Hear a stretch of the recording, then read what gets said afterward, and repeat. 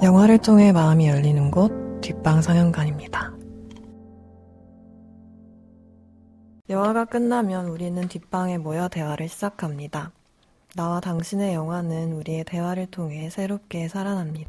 영화를 통해 마음이 열리는 곳 비밀스러운 뒷방으로 여러분을 초대합니다. 안녕하세요. 어서 오세요. 안녕하세요. 저는 뒷방 상영관의 지수, 아토미, 라임입니다. 어떻게 지내셨어요? 저가 거의 한 달 만이에요. 응? 그래요? 네. 어. 제가 저번 달에는 첫 2주를 하고 이번 달에는 마지막 2주를 하게 돼가지고 진짜 한 달 만이네. 네. 그랬는데 그 사이에 뭐 큰 일이 있었던 건 아니었고 다만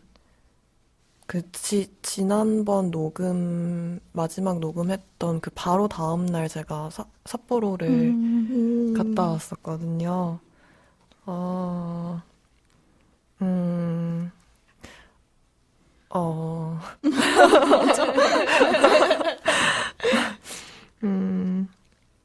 지금도 매일 그때 찍었던 사진들을 보면서 그때 느꼈던 감정들이나 시간들 같은 것들을 되새겨보고 있는데 사실 아쉽게도 그때 제가 막 동선도 꼬이고 이래서 거기 가서 사려고 했던 필름도 처음에 못 샀고 가져갔던 필름도 막 안 먹히고 안 되고 해가지고 필름을 딱 한 통밖에 못 남겼어요.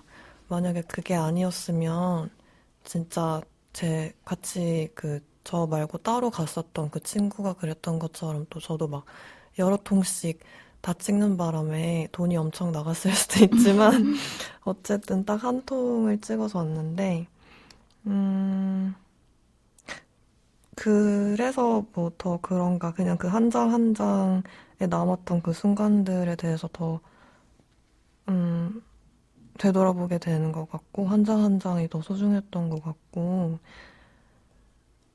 아쉬움이 많이 남는 여행이기도 했지만 왜냐면 제가 외국에 처음 나가보는 처음 나가는 건 아니고 처음 혼자서 이제 나가보는 여행이었어서 많이 떨리기도 하고 헤매기도 하고 이래서 그런 거는 아쉬움이 많이 남지만 또 가고 싶고 왜냐면 세상에 태어나서 그런 눈부신 정말 깨끗하게 한없이 펼쳐져 있는 그렇게 쌓여 있는 그런 서로는 처음 봤기 때문에 그 아름다운 곳을 혼자서 새벽에 거닐고 싶다는 다시 와서 그런 생각을 되게 많이 했던 것 같고 제가 이 얘기를 하다 보니까 저랑 친한 어느 분께서 너는 북유럽에 가야 될 것 같다고 거기는 진짜 사람도 많이 없고 애초에 그냥 그런 눈도 많이 오고 그런 그냥 풍경들 있잖아요. 그런 걸 볼 수 있어서 아마 나중에 기회가 된다면 물론 세계 여러 나라 다 이곳저곳 가보고 싶긴 하지만 어디 그런데 집을 하나 구해가지고 오랜 시간 거기서 지내보고 싶다는 생각을 했어요. 북유럽 피게 라이프 네, 같은 맞아요. 거. 딱 그겁니다. 추운 날을 좋아해요? 겨울을 제일 좋아해요. 뭔가 눈처럼 하얀 옷도 좋아하지 않나요? 맞아요. 그리고 라임도 하얗고 라임도 이제 머리도 하얗게 하셨잖아요. 네, 맞아요. 그렇구나. 제가 일이 만났네. 맞아요. 노랗게 해보는 게 금발을 해보는 게 소원이었는데 했어요. 드디어. 벌써부터 이제 뿌리 까맣게 자라고 있지만 어쨌든 소원 하나를 풀었습니다. 소원 2개를 그 사이에 풀었네요. 그 혼자서 외국 갔다 오는 거랑 금발 해보는 거랑 진짜 큰일을 했다. 헤헤. 다른 분들은 어떻게 지내셨나요? 저는 저번까지는 휴학을 계속 했다가 이번에 복학을 했는데 그래서 뭐 학교를 되게 바쁘게 지난 일주일 동안 되게 바쁘게 다녔어요. 그래서 뭔가 휴학생일 때는 그냥 뭔가 하루에 하는 일이 거의 없고 일주일에 어떤 사건이 뭐 하나씩 일어났다면 학교를 다니니까 하루에 뭐 되게 많은 일들이 막 벌어지니까 되게 시간이 오래 지난 것 같고 그래서 오늘 보자마자 둘 다 되게 오랜만에 본다는 생각이 들었어요. 그래서 되게 바쁜데 그래도 나름 뭐 이렇게 엄청 놀다가 오랜만에 바쁘니까 좀 재밌기도 하고 그러고 있어요. 오늘은 수업이 없나요? 오늘도 이거 녹음하고 하나 들으러 가요. 그러면 이렇게 학점을 많이 듣진 않는 건가? 많이 들어요. 많이 듣는데 오늘이 좀 널널한? 맞아요. 그래서 아니 오늘 녹음할 거 생각하고 보니까 평일인데 시간이 어떻게 됐지? 약간 이렇게 생각을 했거든요. 오늘 약간 마지막 저녁에 수업이 딱 하나 있고 통으로 비어 있어서. 다른 날 빡센가 보다. 네, 맞아요. 이번에 약간 욕심을 내가지고 수업을 짜가지고. 휴학은 많이 할수록 좋아요. 급할 이유가 없다면 뭐 빨리 취업을 하고 급할 이유가 없다면 많이 하는 거 좋은 것 같아요. 근데 나는 뭔가 얼른 졸업을 해버리고 싶어요. 얼른 약간 뭔가 하나를 빡 끝내고 놀더라도 벗어나고 싶다는 생각을 해가지고. 졸업하니까 좋긴 좋더라고요. 그래요? 네, 그냥 학교에서 스트레스 받던 수업이나 과제 같은 것들은 없고, 물론 그 외에 다른 어떤 항상 인생 과제가 찾아오니까 그런 것들이 있긴 하지만 어쨌든 그거는 저가 뭔가 스스로 길을 찾아 나가는 과정이니까 응원합니다. 네. 아토미가 어떻게 지냈어요? 저는 요새 모르겠네. 좀 그냥 별일 없는데 별일 없는데 그냥 약간 무기력한 것 같아요. 그래서 별로 일이 조지다 조지. 약간 그래서 어제 영화를 다시 봤는데 약간 공감되는 것도 많았고 그리고 저희 이따가 자유 코너 할 것도 제가 그 의견을 냈잖아요. 근데 그것도 약간 어제 그냥 그런 일이 있어서 좀 생각이 났고 오호. 궁금하다. 이따가 얼른 듣고 아무튼 싶어.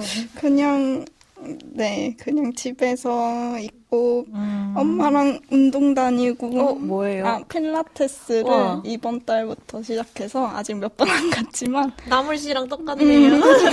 그래서 저번 그렇구나. 녹음 때 나물이랑 막 필라테스 얘기하고 네, 아무튼 어때요, 그거는 어때요? 근데 재밌는 것 같아요. 좀 막 아침에 보통 오전에 가거든요. 근데 사실 원래 그렇게 일찍 일어나던 사람이 아니라서 약간 짜증난 채로 갔다가 근데 하고 나면 좀 기분은 좋은 것 같아요. 좀 생기를 맞아요. 운동이 생기를 주긴 하는 것 같아요. 맞아요. 약간 운동하는 사람들 곁에 있으면 그러니까 느껴지는 에너지 같은 게 있는 것 같아요. 아직 저한테는 없을 거예요. 몇 번 안 해서. 그래서 약간 건강 느낌. 더 건강해지기 위해서. 지수 씨도 요가 하잖아요. 근데 안 한 지 오래됐어요. 그렇구나. 해야, 저는 이렇게 몸이 안 좋아서 하는 거라서 계속 해야 되거든요. 해야만 해서. 근데 그렇구나. 요즘 안 했더니 해야죠. 파이팅. 건강합시다. 네. 그러면 언제나처럼 홍보 타임을 가져볼게요. 저희 뒷방 상영관에는 인스타그램이 있는데요. 아토믹 씨가 뒷방 상영관 상영 영화 일정에 대한 소개글이나 게시물들을 업로드 해주시니까 인스타그램의 뒷방 상영관을 검색해주세요. 그다음에 저희가 청취자 여러분들의 목소리를 항상 기다리고 있는데 사연이나 질문을 보내고 싶으신 분들은 팟빵 공지사항 또는 인스타 프로필을 통해서 익명으로 에스크를 보낼 수도 있고요. 팟빵 댓글 또는 인스타 DM 댓글로도 질문이나 사연을 보내주실 수 있습니다. 그리고 또 메일도 있는데요. 메일 주소는 100_2__cinema@네이버.com입니다. 네. 많이 기다리고 있습니다. 저희 그 조제 네. 관련해서 에스크드 들어온 거 말했나요? 말 안 한 거 같은. 네. 네. 그쵸? 네. 그러면 지수 씨가 녹음했으니까 읽어줄까요? 네. 조제 호랑이 그리고 물고기들 잘 들었어요. 사실 팟캐스트를 정말 오랜만에 들었는데 영화를 좋아하는 마음이 묻어나서 뭉클했습니다. 덕분에 그 영화를 처음 보던 20살의 저도 생각이 났어요. 감사합니다. 라고 보내주셨어요. 저희 모두 단톡방에서 맞아. 감동을. 맞아. 다 약 감동이야, 유유. 저 이때 약간 술 먹고 있어서 감격해서 바로 캡처해서 보내면서 맞아. 주책맞게 눈물 난다고 막 이러고. 아이고. 나는 녹음도 안 했는데 근데 저도 되게 잘 들었어요, 조제 방송. 약간 이렇게 잘 듣는다고 얘기를 해주면 되게 진짜 기분이 좋은 것 같아요. 감사합니다. 저도 저번에 수카 씨가 포스트면 얘기했다고는 하지만 그냥 다시 얘기하고 싶어서 보내주신 분 사랑합니다. 진짜. 된다면 막 초대해서 같이 얘기도 하고 싶고. 그렇네요. 그러면 저희 이번 뒷방 상영관 44번째 영화 상영작은 싱글맨입니다. 톰 푸드 감독님이죠? 네. 이번 영화 선정 이유가 있다요. 뭘까요? 뭘까요? 뭘까요? 누가 좋아해서. 미스터리다, 미스터리. 제가 이 영화를 다음 주에 하게 될 그녀를 포함해서 매 그러네. 뒷방 사연관 회의마다 매번 들고 왔던 영화들 중에 하나인데, 매번 선택되지 못하다가 이번에 웬일인지 두 개가 다 선택이 됐고, 아마 이번에 방송 준비하면서 본 게 세 번째인가 네 번째인가 그랬던 것 같은데, 이 영화를 제가 본 게 처음에 봤던 게 언제였는지는 잘 기억이 안 나고 처음부터 너무 아프게 사랑을 했고 그 이후로도 쭉 사랑을 했다. 그대를 만나. 진짜 자연스러웠다. 그랬던 나 이 노래 이 부분밖에 모르거든요. 아, 끝까지 진짜요? 처음부터 끝까지 들어본 적도 없는데 어쨌든 얼굴 빨개졌다. 어쨌든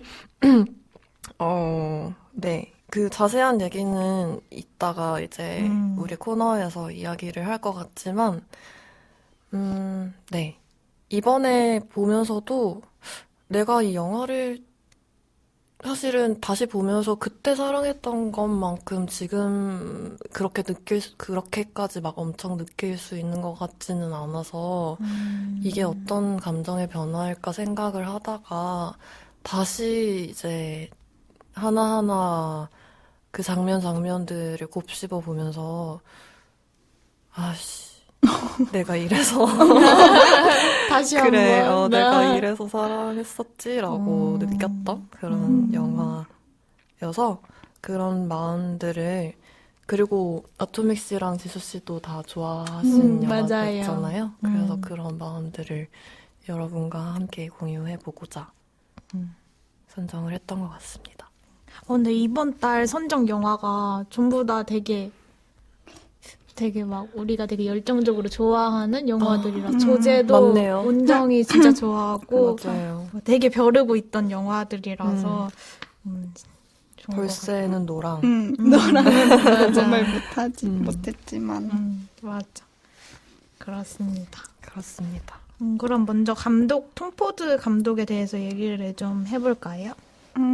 톰 포드 감독님은 사실은 패션 디자이너고요. 그래서 1961년 미국 텍사스 출생인데 그 패션으로 유명한 이제 파슨스라는 대학이라 해야 되나? 파슨스라는 학교가 있죠. 거기서 근데 패션 디자인이 아니라 실내 건축을 전공을 했다고 합니다. 근데 이제 거기를 다니면서 패션에 관심이 생겼고 졸업 후에는 이제 패션계에서 일을 하기 위해서 그쪽으로 나아갔고 밝았네요.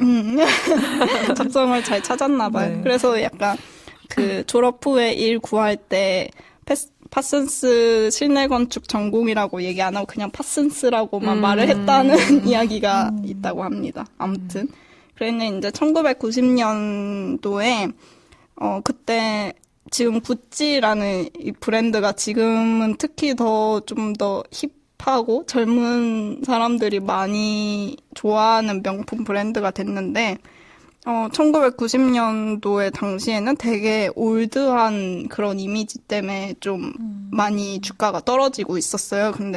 그런데 이제 톰 포드가 들어오면서 좀 더 이 구찌의 뭐라 해야 되나 좀 섹시한 이미지, 섹시하고 젊은 이미지를 주면서 주가가 엄청나게 뛰었는데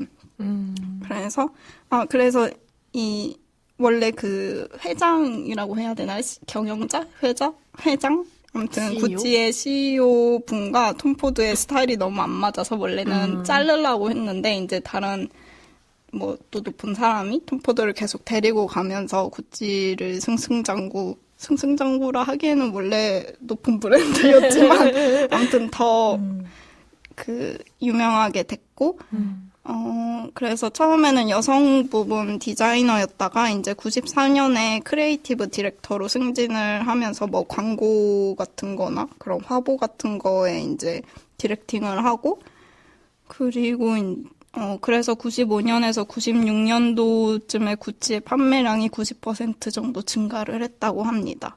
그리고 이제 99년에 구찌가 입생로랑을 인수를 하는데 그러면서 이 두 브랜드를 모두 톰 포드가 디렉팅하게 됐고 그러면서 이제 그 90년대 말 그리고 2000년대 초에 굉장히 세계적인 디자이너로 거듭나게 됐고 그리고 이제 2004년쯤에 구찌를 나왔는데 그때 나올 때 톰 포드가 하던 일을 하기 위해선 구찌가 4명을 고용해야 됐다 뭐 이런 전설이 남은 굉장히 능력이 좋은 사람으로 디자이너였는데 그리고 이제 2006년에는 자신의 이름을 딴 톰 포드라는 브랜드를 런칭을 해서 지금도 잘 나가고 있죠. 그리고 이 톰 포드라는 브랜드가 뭐 남성복도 있고 그 아이웨어 이런 것도 있지만 그 화장품도 하는데 그 립스틱이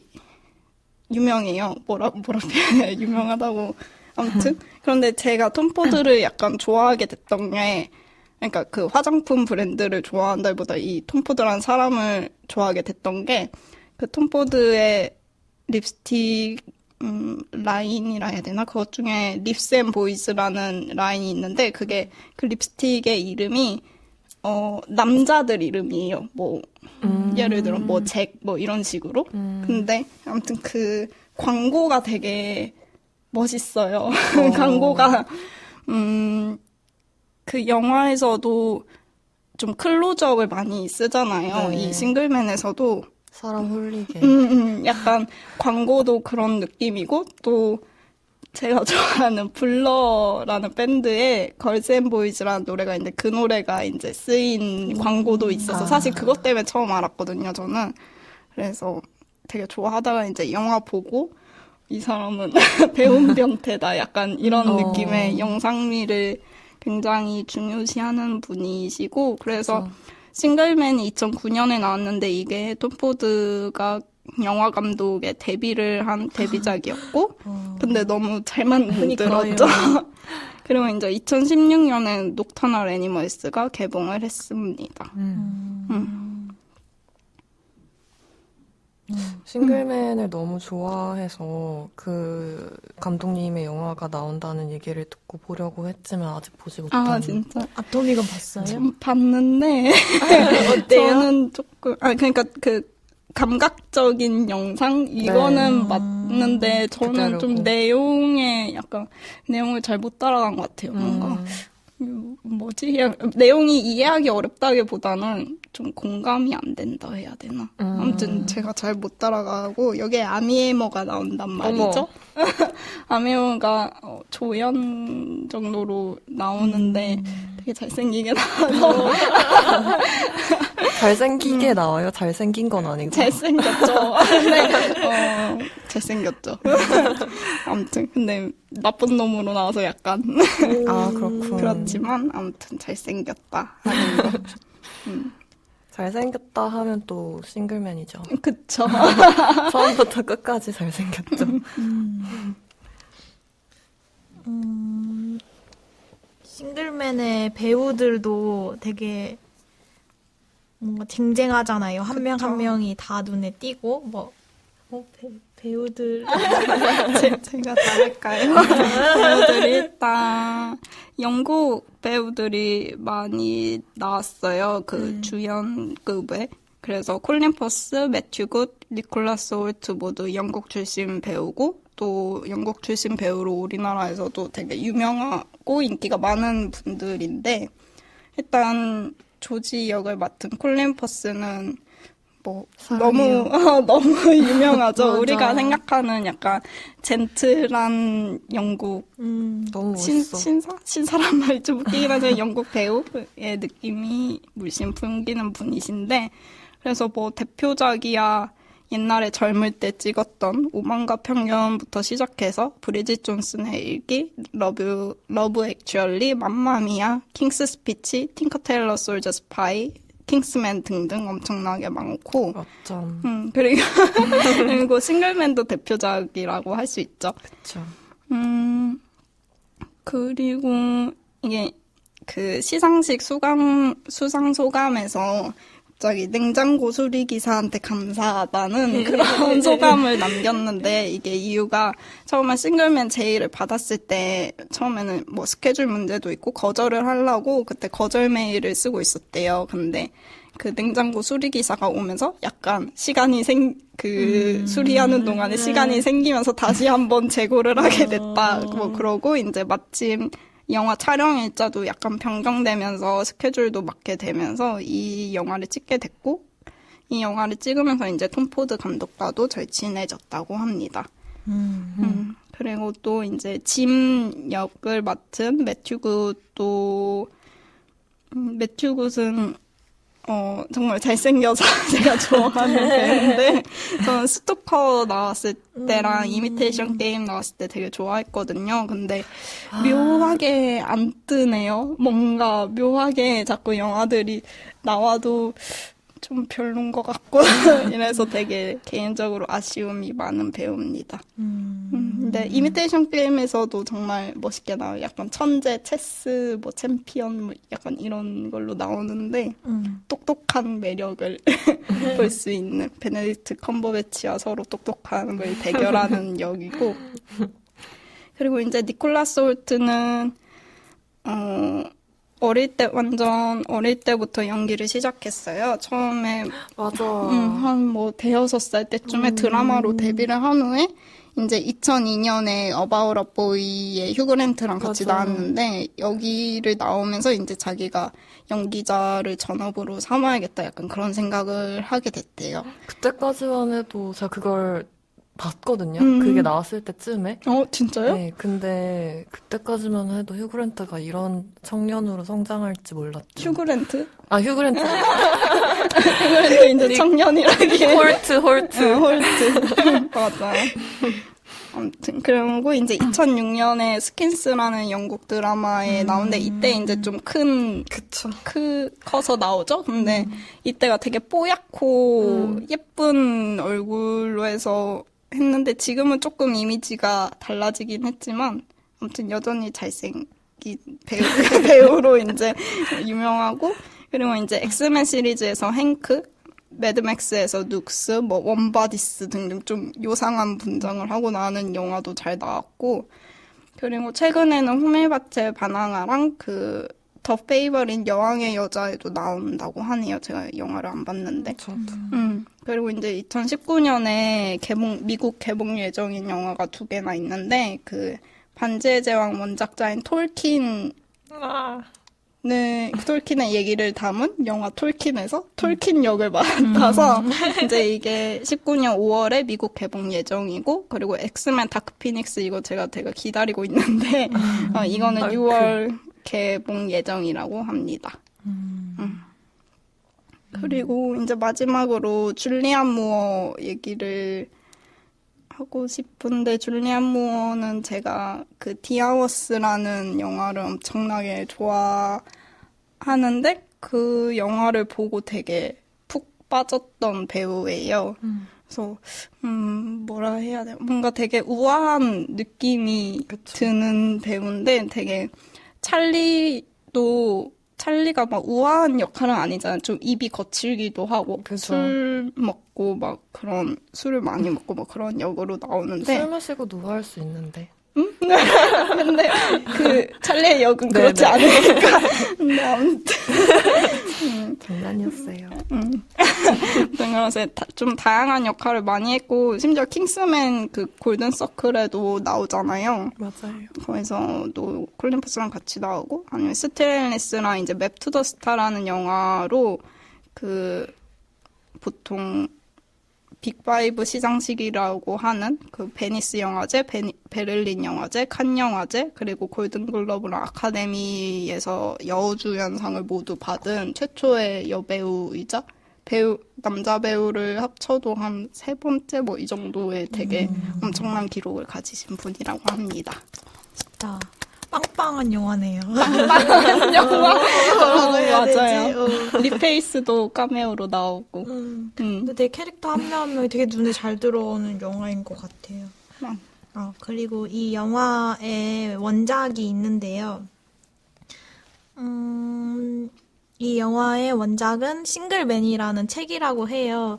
이 책은 동성애가 무언가 병적이거나 범죄적이라고 인식이 절대적이었던 시절 1964년에 그때 당시에 60살이었던 이셔 우드라는 작가가 쓴 소설이라고 해요. 그래서 그도 성적 소수자였는데 이런 자전적인 정서가 잘 배어 있는 책이라고 하는데, 이 책을 톰 포드가 어렸을 때 되게 20대 때 읽고 감명을 받아가지고 감독이 된 이후에 이 책을 가지고 영화를 만든 거라고 합니다. 그래서 영화 보면은 뭔가 톰 포드가 자기 이야기도 좀 많이 넣은 것 같더라고요. 막 뭐지? 일단 소설 원작자인 크리스토퍼 이셔우드도 존이 아니라 누구지? 조지랑 짐도 약간 나이 차가 있는 것처럼 보이잖아요. 뭐 올드맨이라고 부르고. 그리고 이제 나중에 켄이랑은 나이 차이가 더 큰데, 크리스토퍼 이셔우드 작가랑 한 30년 정도의 세월을 같이 했던 돈 바카디라는 파트너도, 돈 바카디가 30살이 어리거든요. 어리대요. 바카디? 바카디라고 합니다, 성이. 술 생각했나요? 네. 원어원.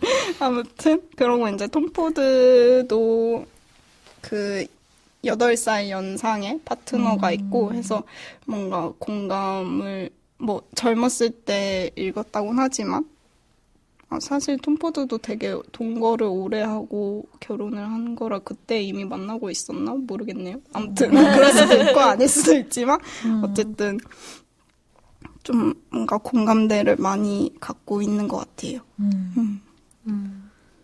책을 읽었는데 그래요? 근데 좀 그러니까 막 탐독을 하지는 못했고 되게 빠르게 읽어 내려갔는데 조금 달라요. 영화랑 조금씩 다른 부분들이 있어서 그래서 저는 뭔가 개인적으로는 영화를 영화가 더 좋았어서 영화에 대해서만 오늘은 얘기를 할 것 같아요. 네. 그러면 이제 영화의 줄거리에 대해서 이야기를 해볼까요? 아, 네. 1962년입니다. 이런 시대적 배경이 사실 책에서도 좀 중요하게 다뤄지는데 영화에서도 중간중간 나오지만 쿠바에 이게 소련이 미사일을 설치한다는 얘기가 나오죠. 그래서 약간 뭔가 사실은 그게 사실이 아닌데 이제 약간 거짓된 적에게 적대감을 형성하기 위해서 그 당시 사회적인 분위기가 약간 뒤숭숭했던 시기였고요. 한 대학교에서 그 시기에 이제 영어 영문학이었죠? 네. 네, 교수로 재직 중인 조지는 16년간 함께 했던 연인 짐의 갑작스러운 사고와 죽음의 그림자로부터 벗어나지 못하고 있는 상태입니다. 그저 하루하루 견뎌내면서 살아가고 있는데 그래서 이 영화의 시작 역시 이 조지가 짐의 사고 현장에서 다가가서 이제 입을 맞추는 꿈으로 시작을 하죠. 그리고 이제 바닷속인지 물속인지를 이렇게 떠다니는 그런 모습도 잠겨있는. 네, 그것도 영화에서 이제 계속 나오죠. 처음에도 나오고. 그런 외로운 조지의 곁에 거의 유일한 위안이 되어주는 친구는 샬롯이기도 하고 찰리이기도 하죠. 찰리라는 오래된 친구인데 그날 아침 이제 하루를 시작하면서 조지가 이 찰리로부터 걸려온 전화를 받고 오늘 밤에 이제 찰리와의 약속을 재확인하면서 대학교 강의를 하러 집을 나서게 됩니다. 그러다 이제 수업에서 소수자에 관한 이야기가 나왔는데 평소답지 않게 좀 약간은 격앙된 목소리로 어떤 두려움이라는 것에 대한 이야기를 풀어놓다가 시간이 다 돼서 이제 소리 없이 강의실을 후련히 떠나오죠. 근데 그때 이제 그의 강의를 듣는 제자 중에 한 명의 케니가 조지를 따라오면서 대화를 시작하게 됩니다. 이어진 대화에서 그 어떤 미묘한 유대 연결 같은 것이 두 사람 사이에 이루어지는가 싶더니 조지한테 케니가 불현듯 이제 연필깎이를 사준다고 하죠. 그러다 이제 조지가 노란색을 고르는데 케니는 조지가 파란색을 고를 줄 알았다. 그런 얘기도 하고 그런 파란과 빨강에 담겨있는 의미에 대해서 잠깐 이야기를 나누다가 헤어지는데 사무실을 이제 케니가 정리를 하고 떠나려고 하는 조지한테 케니가 술 한 잔을 제안을 하지만 오늘 저녁 약속에 늦었다면서 거절하고 그 자리를 떠나죠. 근데 사실은 그걸 거절한 이유가 조지가 오늘 죽기로 자살을 계획한 중이었기 때문이죠. 집에 가던 길에 그 조지가 스페인에서 온 남자, 잘생긴 남자, 카를로스를 우연히 만나게 되는데, 구애라고 해야 될지 어떤 그런 것을 받지만, 뭐 서로 이제 나는 너가 날 찍은 줄 알았어, 내가 널 찍은 줄 알았어 하는데, 그의 구애를 받지만 거절하고 그 자리를 떠납니다. 사실 그 장면도 굉장히, 뭐랄까, 감각적이죠. 사실 모든 장면이 다 그렇죠. 어쨌든, 조지한테는 오직 사랑했던 짐이 정말 떠나버린 세상에 그 어떤 것도 무의미한 것처럼 느껴져서 근데 그런 짧은 하루하루의 순간들 회색빛 세상의 어떤 색채와 온기를 불러오는 아주 잠깐의 어떤 그런 순간들이 영화 속에서도 그런 색채로 표현이 되죠. 되게 아름답게 표현이 되는데 집에 돌아오는 길에 총알을 사고 자신의 그런 죽음을 불러올 총알을 사고 하루의 끝에 이제 집에 돌아와서 자기가 죽고 나면 그 이후에 어떤 필요한 절차들을 위해서 서류와 문서들을 책상에 가지런히 정리해두고 생을 이제 마감하려고 조지가 편안하게 죽기 위한 온갖 자세를 침대와 화장실에서 계속 막 이것도 시도해보고 저것도 시도해보고 하다가 그런 와중에 찰리로부터 전화가 걸려옵니다. 마치 그 콜린 퍼스가 고민하던 와중에 냉장고 기사가 왔던 것처럼.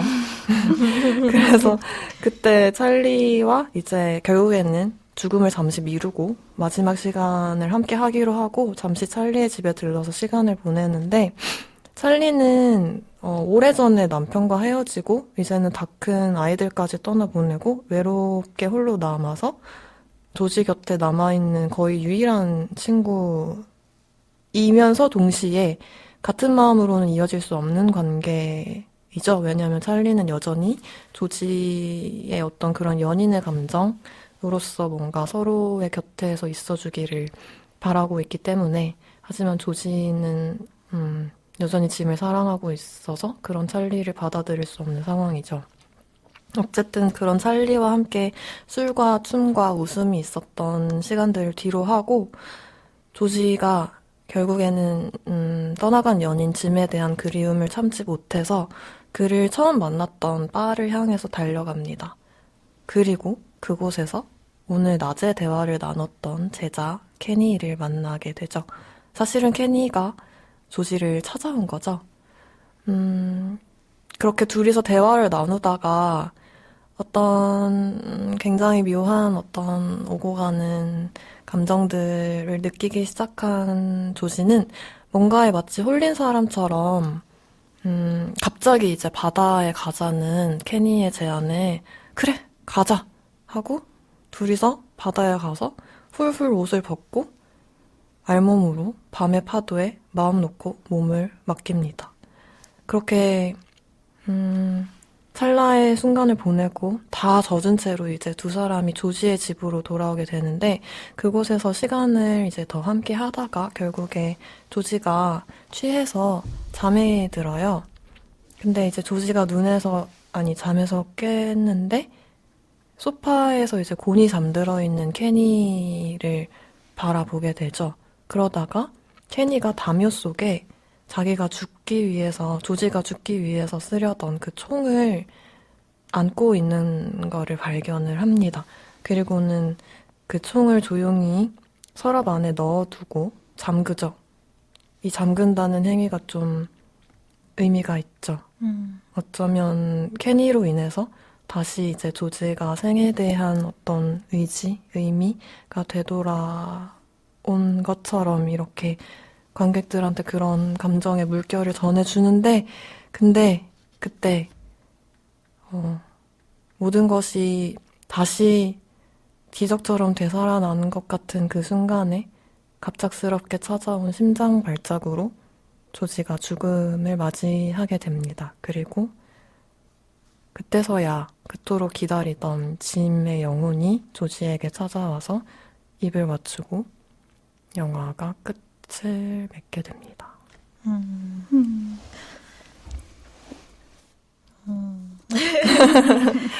다시 이렇게 들으니까 영화가 진짜 생생하게 다시 그려져서 또 뭔가 마음이 뒤숭숭하네요. 네, 그러면 이제 다음 코너로 넘어가 봐도 될까요? 네. 다음 코너는 다시 보기인데요. 영화에서 각자에게 인상 깊었던 장면을 이야기해보는 시간입니다. 어떤 장면이 인상 깊으셨어요? 저는 그 처음에 잔디밭에서 이제 케니 친구가 로이스였죠. 루이스랑 둘이서 누워있는데 이제 아침에 출근하는 조지가 그 곁을 지나가다가 둘이서 이제 시선과 이제 인사를 주고받는 그 장면인데요. 여러분 이 영화 안에서 그 케니가 어떤 옷을 입고 있었는지 혹시 기억나세요? 베이지색 스웨터? 바지. 바지? 바지? 바지? 글쎄요. 바지도 흰색. 아, 맞아요. 아, 흰색 바지에 약간 하얀 것 같으면서 뭔가 베이지빛을 띠는 것 맞다. 같은 그런 스웨터를 입고 있었는데 그래서 딱 그 잔디밭에 케니가 이렇게 누워있는데도 막 빛나는 거예요. 약간 천사처럼. 그래서 뭔가 그 순간에 저도 뭔가 케니를 바라보면서 그냥, 어떻게 사랑에 빠지는 것 같아. 약간 그런 기분이었으면서 동시에 사실은 이 영화에서 이루어지는 그 모든 장면들이 그렇지만 이 장면에서도 어떤 천천히 뭔가 시간이 흘러가면서 둘 사이에서 이렇게 시선이 오고 가고 얼굴에 떠오르는 표정 같은 것이 되게 섬세하게 잡힌단 말이에요. 그 안에서, 저는 뭔가 그 순간이 약간 상징적으로 다가왔던 게 온통 하얗게 입고 있는 것도 그렇지만 케니라는 존재가 조지에게 어떤 의미로 다가오게 될지에 대해서 뭔가 예감 같은 것을 느끼게 해주는 순간이었다고 해야 되나? 그 이후에 케니가 뭐 두려움이라던가 외로움이라던가에 대해서 말을 하기도 하지만 사실은 사랑했던 연인을 갑작스럽게 잃어버리고 이제 나이가 많이 들었고 심지어는 죽음까지 생각하고 있는 이 나이를 많이 든 성숙한 남자에게 케니는 사실 굉장히 어리고 아직은 너무나 해맑고 뭔가 상실도 그림자도 아직 모르는 것 같은 그런 존재죠. 그런데 그런 맑은 존재가 갑자기 내 안으로 불쑥 들어와서 뭔가 내 안에 어떤 투영되는 그런 물결들을 일으키는 것 같은 그런 빛깔과 색채와 그런 존재감이 느껴지는 장면이어서 되게 가슴에 남았던 것 같고, 그리고 이제 이어서, 케니가 이제 조지 수업 뒤에 따라와가지고, 막 이런저런 얘기들을 하다가, 마약 얘기를 하는데, 그러다가 이제 조지가 케니한테, 너 정말로 미쳤구나. 그지? 약간 이런단 말이에요. 근데 그때도 케니의 표정이 너무 좋았어요. 약간, 뭐, 그러니까 말은 하지 않는데 그냥 그 표정이 저한테는 어떻게 느껴졌냐면, 나 미쳤나? 그런가? 잘 모르겠는데 그럴 수도 있고요. 약간 이런 표정이었는데, 그래서 뭔가, 조지는 어쩌면은 약간 미치고 싶은데, 근데 이제는 약간 미칠 기력도 의지도 남아있지 않은 사람이고, 근데 케니는 자기가 미쳤는데 미쳤는 줄도 모르고, 그래서 미쳐도 뭐 상관없고 약간 이런 친구인데, 그 두 사람이 서로한테, 전해주는 그런, 그 어떤, 뭔가 반대되는 듯 하면서도 뭔가 연결돼 있는 그런 지점들이 서로한테 서로를 당겨주는 것 같아서, 네, 그런 걸 느꼈던 것 같아요. 그 마약 얘기하면서 눈썹 밀었다고 맞아요. 하잖아요. 근데 톰 포드 감독의 실제 경험담이에요. 자기가 젊었을 때 그 마스컬린? 뭐 아무튼 네. 그런 약을 하고서 거울을 봤다가 눈썹을 밀었다고 합니다. 역시. 재밌네요. 제가 인상 깊었던 장면은 그렇게 조지가 그 날이 이렇게 흘러가다가 이렇게 과거를 회상하는 장면으로 넘어가요. 그러면서 짐의 죽음을 처음 들은 그 날로 돌아가는데 그때가 비가 되게 많이 오고 있는 날이었는데 짐과 조지는 같이 살고 있으니까 조지는 짐을 기다리고 있는데 전화가 온 거예요. 근데 그게 조지는 짐에 전화일 줄 알았지만 그 짐의 사촌 동생이 짐의 죽음을 알리는 전화였던 거예요. 근데 그 화면이 되게 정적으로 계속 조지의 얼굴을 진짜 가만히 비춰요. 그 오가는 대화 자체도 되게 가슴이 먹먹하고 네. 되게 감정을 절제하면서도 막 약간 그 되게 묘하게 그 자신의 감정을 드러내는 것 같아요. 숨을 헐떡인다던가 약간 눈빛 이런 걸로 그가 얼마나 지금 참담한 기분인지 그런 게 되게 세심하게 눈에 보였던 것 같아요. 근데 그 장면에서 되게 생각이 많아졌던 게 거기서 그 사촌 동생이 가족들이 그 조지에게 알리고 싶어 하지 않았고 그리고 장례식은 가족들만 오게 됐고 조지는 그래서 장례식에 가지 못하잖아요, 결국. 근데 약간 제가 이걸 보면서 제가 최근에 읽었던 책이 떠올랐는데 제가 황정은 작가의 디디의 우산을 읽었는데 거기에 보면은 뭐라 해야지? 여성인 두 명의 여성이 애정관계를 가지고 20년간 서로 같이 산 두 명의 여성이 나오는데 거기서 되게 인상 깊었던 말이 제가 지금 읽을 건데 20년을 함께 살아왔지만 유사시 우리에게는 서로의 유사가 전달되지 않는다. 서수경에게 위급한 일이 생기면 그 연락은 서수경의 가족에게 갈 것이다. 내게 위급한 일이 생기면 김솔이나 내 부모에게 갈 것이다. 그렇지 않을 가능성이 있다 하더라도 서수경과 내가 조금 더 염두에 두는 가능성은 서로에게 연락이 오지 않을 경우이고 우리는 그 가능성과 살아가면서 끊임없이 서로의 죽음을 혹은 죽음에 이르는 순간을 가정한다 라는 말이 나와요. 그러니까 세상에서 가장 친밀한 존재잖아요. 나의 일생과 떨어질 수 없는 관계의 사람인데 약간 동성끼리 사랑을 한다는 이유로 서로의 법적 보호자가 될 수 없고 서로의 죽음을 타인에 의해서만 들을 수 있는 관계인 거잖아요. 그게 너무 마음이 아팠어요. 그리고 가족끼리만 장례식을 한다는 것도 거기에서 조지는 철저하게 제외되는 거잖아요. 사실 사랑했고 남녀의 관계였으면 아내나 남편의 지위가 돼서 가족이 될 수 있었을 텐데 그래서 이 사람의 슬픔은 온전히 조지 개인의 것이 되고 슬픔을 같이 나눌 사람도 없고 슬픔을 어디에 둘 것도 없다는 게 그런 생각이 들면서 되게 슬펐던 것 같아요.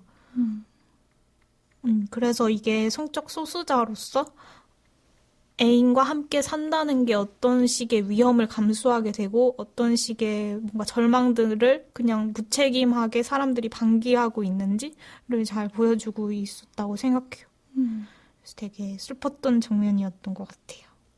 저도 그 장면에서 그 숨 가빠지는 맞아요. 그게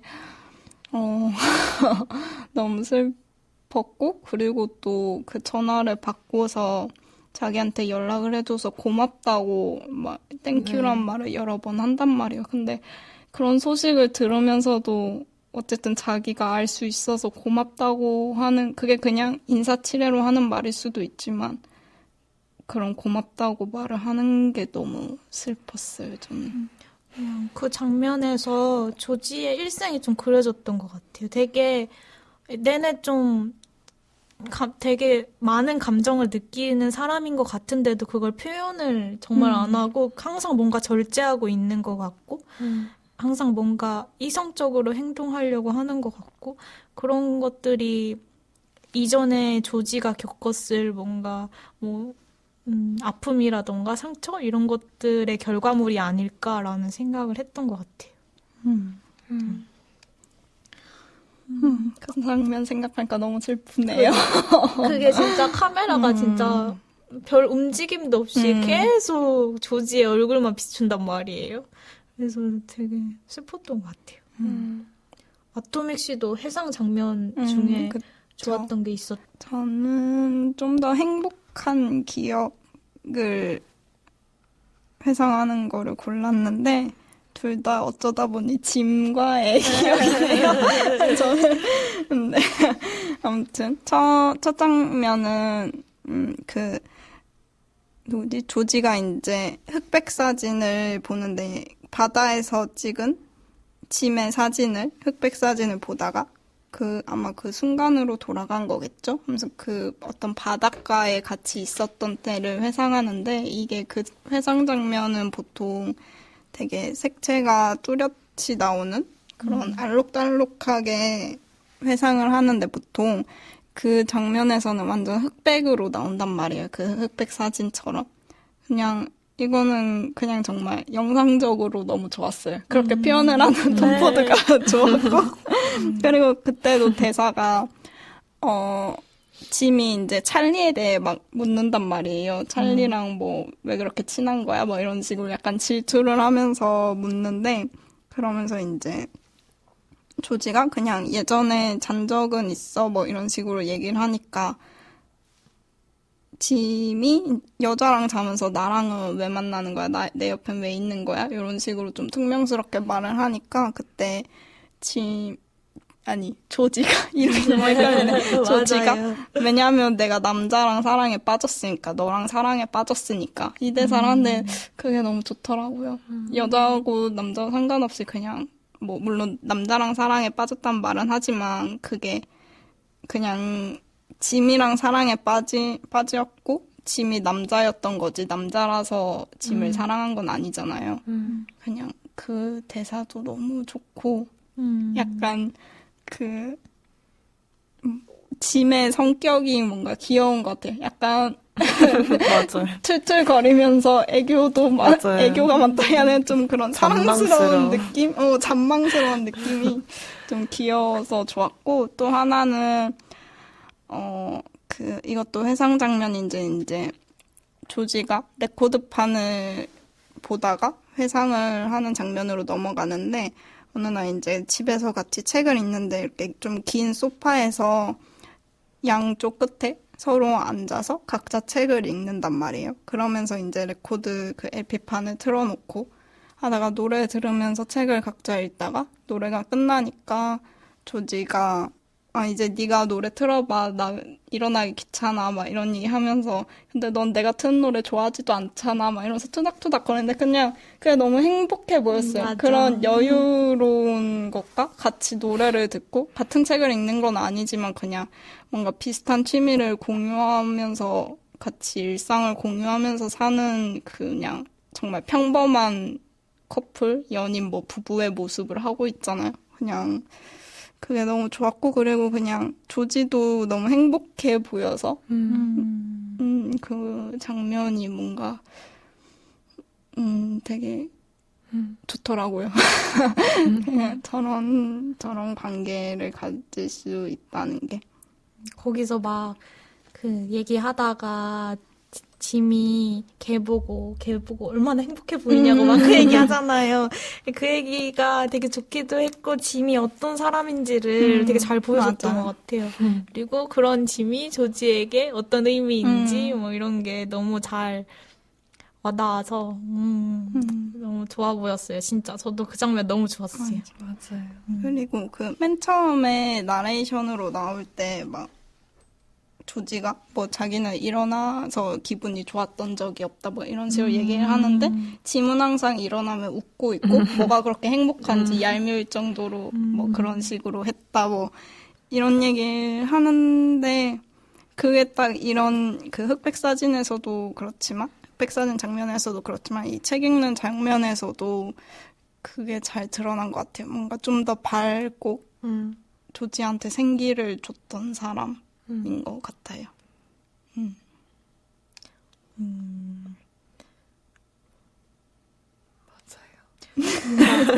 왜 얘기할수록 슬퍼지지? 슬퍼져. 이제 짐이 짐은 없으니까. 그랬지. 막 이런. 라임은 좋아하는 장면 진짜 많죠. 진짜 좋아하는 영화니까. 진짜.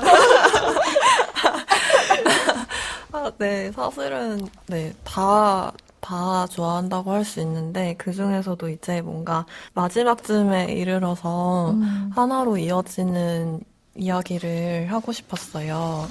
그게, 짐이랑 켄이랑 펍에서 만나서 대화를 하는 장면이었죠. 이게 그 영화 초반에서부터 제가 느꼈었던 그냥 두 사람 사이의 어떤 그런 직관적인 끌림, 미묘한 호감, 유대감 이런 게 어디로부터 기인하는 것인지 좀 대화를 통해서 조금 더 내밀하게 느낄 수 있었던 시간이었던 것 같은데, 음, 두 사람이 공유하고 있는 어떤 생각, 정서들, 이런 게 많이 느껴졌던 것 같아요. 그 중에 첫 번째가, 음, 케니가 이제 뭐, 현재는 너무 지루하고, 이제 지나가 버리기만 바란다, 뭐, 과거, 현재, 미래 이런 얘기를 하다가 그런 얘기를 했었는데, 그때, 그런데 오늘 밤만은 예외다. 라는 얘기를 했단 말이에요. 그때 이제 조지가 그런 케니를 바라보면서 되게 묘한 표정을 짓다가 Tonight yes, present no 하면서 그 술잔을 건배를 이제 하자고 그 건주사를 그렇게 하는데 저는 그게 되게 그 한마디에 함축적으로 모든 게 다 담겨 있다고 생각을 했던 것 같아요. 조지도 그렇고, 케니도 그렇고, 조지는 이제 사랑했던 연인과의 이별, 사별로 인해서, 그리고 케니는 그저 이제 무의미하게 흘러가는 시간 속에서 길을 잃고, 지금 현재, 그리고 현재로서의 나를 받아들일 수 없고, 지루하고, 견뎌야 해요. 근데 오늘은 아닌 거야. 오늘 밤, 지금 여기 당신과 함께 하고 있는 이 순간만큼은 그게 아닌 거죠. 내가 왜 살아야 하는지 그전까지는 그 이유를 내가 굳이 고민하고 생각해내야 하고 아무리 그래도 생각이 안 나고 그랬는데 그냥 지금 이 순간만큼은 그런 걸 생각할 필요도 없는 거예요. 그냥 나는 지금 여기 살아있고 이 순간이 충만한 거예요. 그리고 나만 그런 게 아니라 서로가 그런 걸 느끼고 있다는 거를 알게 되고 서로 느끼게 되는, 함께 느끼게 되는 거는 저는 정말 인생에서 몇 번 찾아오지 않는 되게 귀중하고 소중한 어쩌면 기적 같은 그런 순간이라고 생각을 해서 되게 상징적이라고 생각했어요. 그 한마디 말이. 그러다가 이제 또 어떤 이게 미래에 대한 그 과거, 현재, 미래에 대한 이야기로 이어지면서 자연스레 죽음이라는 주제도 나오게 되는데 조지가 죽음이 곧 미래잖아. 누구에게나 죽음은 찾아오는 거니까 그런 얘기를 하잖아요. 근데 죽음은 사실 모르잖아요. 모르죠. 언젠가 온다는 건 알지만 누구한테 언제 어떻게 찾아올지는 아무도 모르는 건데 근데 조지는 상상하지도 못했던 너무나 갑작스러운 연인의 죽음을 맞았고 그 죽음으로부터 자신의 영혼이 서서히 죽어가고 있었고 마침내 자기 육체의 죽음을 스스로한테 선언함으로써 누구한테나 불확실한 죽음을 확실한 것으로 만들어버렸단 말이에요. 자신의 결심으로써. 근데 그렇게 선택할 수밖에 없었던 이유는 지금까지의 내 삶과 지금 내가 살고 있고 살아가게 될 시간들을 나는 이미 다 알고 있고 다 겪고 있고 너무 지루하고 너무 견뎌야 하는 거고 이제 참기 힘들어서죠. 근데 그 바로 다음에 케니가 뭐라고 하냐면 그저 미래는 모르는 거고 현재에 불만족한다면은 미래도 어떻게 될지 모르는 거지만 근데 모르잖아요. 마치 오늘처럼. 왜냐하면 오늘은 달랐으니까. 영원히 이어지는 것 같은 그 지루한 현재 속에서 오늘은 달랐고 그 말을 하고 이미 조지가 느끼고 있었던 어떤 그런 감정들을 케니가 다시 확인시켜 줌으로써 조지가 본인이 상정해두고 있지 않았던 가능성 내 죽음으로써 내가 스스로 죽음을 선택했던 건 내가 다른 이 현실의 다른 가능성, 다른 변화, 다른 어떤 사랑 혹은 뭐 그게 무엇이든지 간에 찾아올 거라고 생각하지도 않았던 그런 가능성. 내가 잃어버려서 다시는 되찾을 수 있을 것 같지 않았던 그런 다시 살아있는 것 같은 그런 감각? 아, 내가 살아있구나. 그걸 느끼게 하는 그런 순간이 찾아온 거죠. 오늘 밤에, 지금 이 순간에 케니와 함께 있음으로써. 네. 그래서, 이제 그런 과거, 현재, 미래를 다 통과하면서 동시에 그 시간이 다 유의미하지만 동시에 무의미하면서 오직 이 순간에는 이 순간만이 의미로 남는 그런 현재 속에서 그 무엇보다 두 사람을 연결해주는 어떤 고리 중에 하나가 저는 또 외로움이었다고 생각을 하는데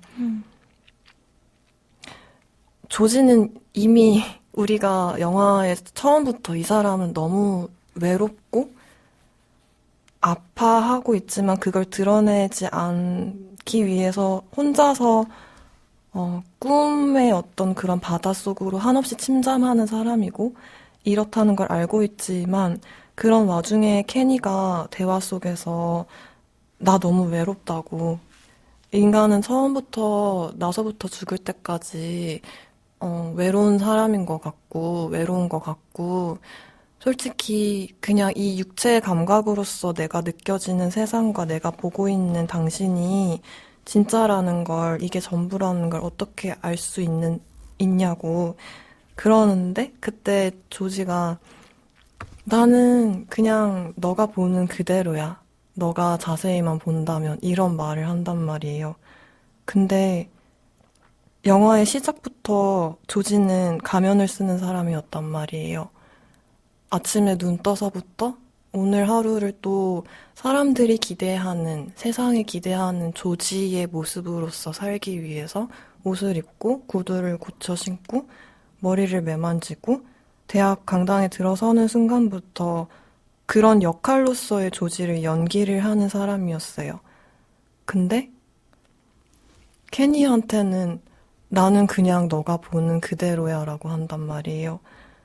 그게 저는 너무 사실 우리는 누구나 다 가면을 쓰고 사실 저도 가면을 항상 쓰는 편이고 그걸 답답해하지만 내가 진짜 어떤 사람이고 어떤 걸 느끼고 있는지 다른 사람들한테 쉽게 잘 드러내지 않고 드러내지 못해요. 근데 그걸 무장해제시켜주는 사람들이 있는 것 같고 내가 스스로 이 사람 앞에서 무장해제 당하고 있다는 걸 자각하지도 못한 상태에서 무장해제되는 그런 이 사람 앞에서는 내가 그렇게 드러나도 괜찮을 것 같고 그냥 그렇게 드러나 버리는 그런 서로 오고 가는 투명한 시선들 서로를 뭔가 아직 모르는 미지의 세계를 탐험하는 듯한 그런 탐색하는 듯한 시선 속에서도 뭔가 드러나는 그런 너무 왠지 모르겠는데 그냥 지금 너랑 여기 있는 게 행복하고 나는 그냥 자꾸 웃게 되고 나는 그냥 지금 여기 살아있고 그냥 그런 날 것의 순간들 그런 걸 가능하게 해주는 시간이었던 것 같고 그래서 이제 거의 이제 그 대화의 마지막쯤에 이르러서 조지가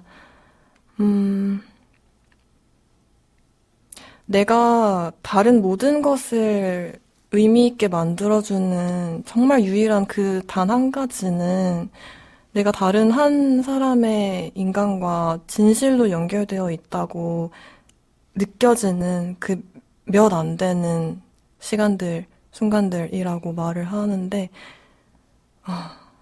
그때 저는 이 사람이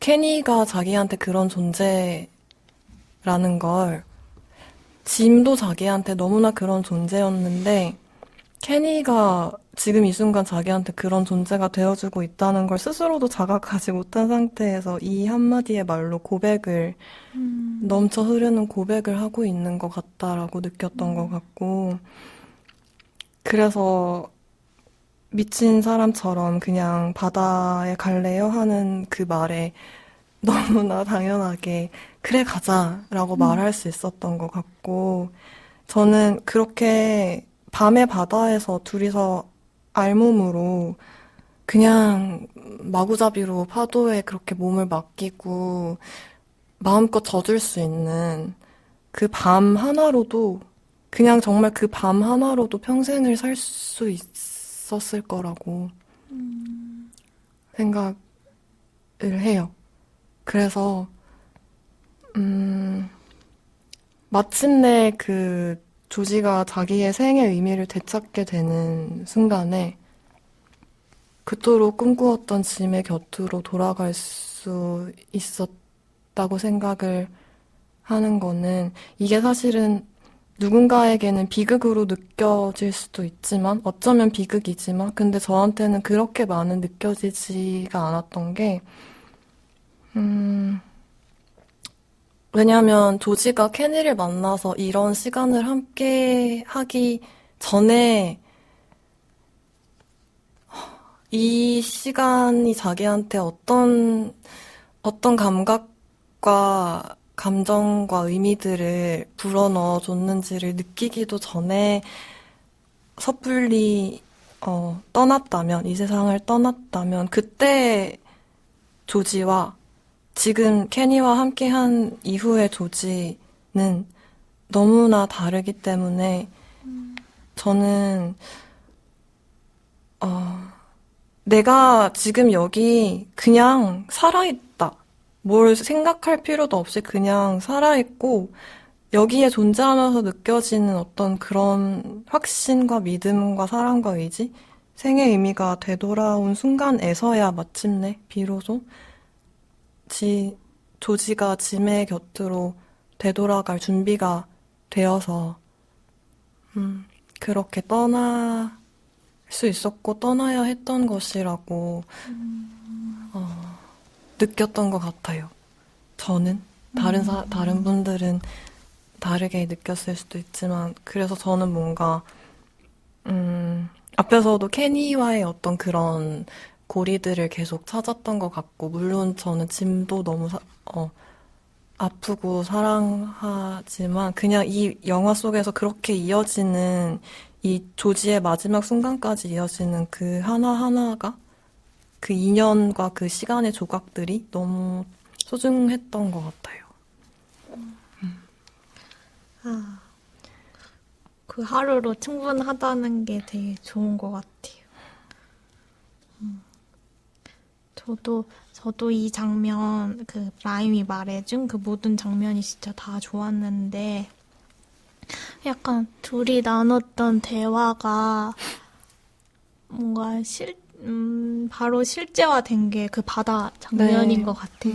그냥 그 바다 장면에서 그 넓은 밤바다에 둘밖에 없고, 이렇게 서로 쳐다보면서 거기서 막 되게 진짜 신나 보이잖아요. 되게 진실로 연결된 순간이 그때인 것 같고, 그냥 막 뭐 미래가 죽음이다 뭐 이런 얘기 했듯이 조지에게 약간 죽음이라고 한다면 사실 그 죽음은 언젠가는 죽는다는 게 긍정적인 것도 아니고 부정적인 것도 아니잖아요. 그 자체는.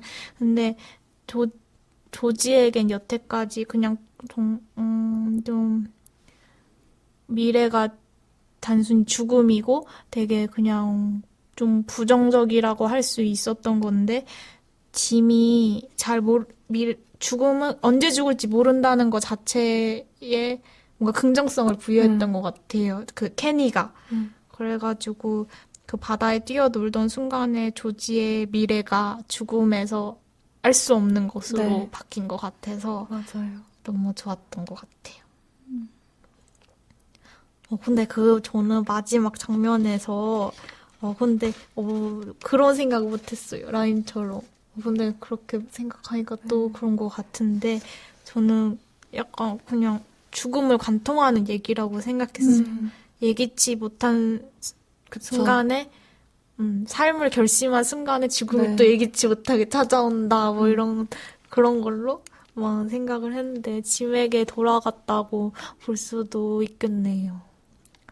그래서 저는 그렇게 생각해서 마지막에 짐의 영혼이 조지에게 키스해주는 장면을 사실, 저 장면은 뭘 의미하는 건지 잘 모르겠다고 생각했거든요.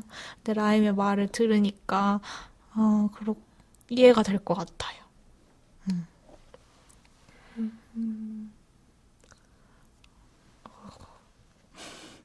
저 그 바다 장면, 바다는 왜 이렇게 그죠. 이상한 감정을 맞아. 주는지 모르겠지만, 그러니까요. 그 밤바다, 그리고 그 초반이랑 중간중간에 계속 조지가 물에 잠겨 있는 네. 그런 장면이 중간중간 나오잖아요. 맞다. 그리고 맨 처음에 나레이션 할 때도 그 하루하루가 너무 힘들고 물에 잠겨 있는 것 같고 숨을 쉴 수가 없다 이런 말을 하는데 네. 그래서 그 중간중간 장면들은 다 조지가 뭔가 그렇게 물에 잠겨서 숨쉬기 힘들고 죽어가는 느낌을 줬다면 그런 바다에서 약간 케니와 네. 만나면서 들어간 바다에서 뭔가 좀 더 생기와 생명의 느낌을 주는 바다로 그렇게 점점 조지가 변해가고 마음이 열어지는 네. 그런 게 나온 것 같아요. 그리고 이제 막 그 밤바다에 이 물결을 이렇게 장면이 나오잖아요. 근데 그거 보면서 어떻게 바다도 저렇게 섹시하게 찍지? 저는 그렇게 생각했어요. 뭔가 되게 맞아. 너무 멋있어. 맞아요. 진짜 저는 영화 보면서 사실 다른 거 많이 보고 되게 다른 생각 많이 하는데 멈춰서 다른 일도 많이 하고 그러는데 이 영화는 진짜 눈을 다른 데 못 뜨겠는 거예요. 막 보는 맞아. 내내 막 너무 막 현란하게 눈에 막 뭐가 계속 들어오고 그래가지고 눈과 마음을 사로잡는 맞아. 영화죠. 대단하시네요, 톰 포드님. 칭찬해줬어. 그러면 저희 다음 코너로 넘어가 봐도 될까요? 네. 저희가 이번에 준비한 코너는 내 삶의 색채를 불어넣은 순간들이라는 코너입니다. 이건 아토믹 씨가 의견을 내주셨는데요. 영화에서 보면은 되게 화면이 좀 뿌였다가 되게 선명해지고 색채가 뭔가 피어나는 맞아요. 순간들이 맞아. 있어요. 진짜 피어나는 것 같아요. 근데 저는 거기 어떤 의미가 있는 줄 알고 처음에 계속 집중했는데 사실 되게 일정적이지 않고 되게 그냥 조지의 시선에서 어떤 조지가 뭔가 색채를 느꼈던 순간들이구나를 나중에 좀 깨달았거든요. 그래서 그런 순간들이 있는지를 얘기해 보면 좋을 것 같습니다. 그리고 전 그 색채 변하는 게 초반에는 조지는 안 변하고 조지가 보는 시각만 색이 변한단 말이에요. 만약 그 리페이스가 맡은 그랜트라는 교수랑 얘기를 하면서 테니스 치는 사람들을 볼 때 그 사람들은 이렇게 색채가 진하게 나오지만 그걸 바라보는 조지 얼굴은 그냥 원래 나오던 대로 약간 창백한 톤으로 나온단 말이에요. 그리고 케니랑 이제 수업 후에 얘기할 때도 케니를 보면서 케니가 점점 이렇게 색이 진해지잖아요. 근데 그러면서도 그러니까 케니를 바라보고 있는 조지는 여전히 약간 창백한데 이제 후반으로 갈수록 그 조지도 그런 색채를 갖고 보인단 말이에요. 그래서 저는 소름 돋아. 그게 점점 이제 조지도 물들어가는 게 아닐까 그렇게 이럴 생각. 수가. 물들어 간다. 그래서 약간 그 이 자유 코너를 생각을 했고 좋은 것 같아요.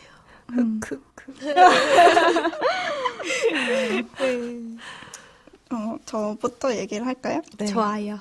저는 사실 요 며칠 뭔가 좀 이렇게 저도 이제 그 물에 가라앉아 있듯이 약간 지냈는데 뭐 특별한 일이 있었던 건 아니고 그냥 뭐 가끔 그럴 때가 있으니까 이제는 그런 뭔가 익숙해진 것 같아요. 이런 순간이 와도. 근데 어쨌든 좀 그렇게 지냈는데 그러다가 그냥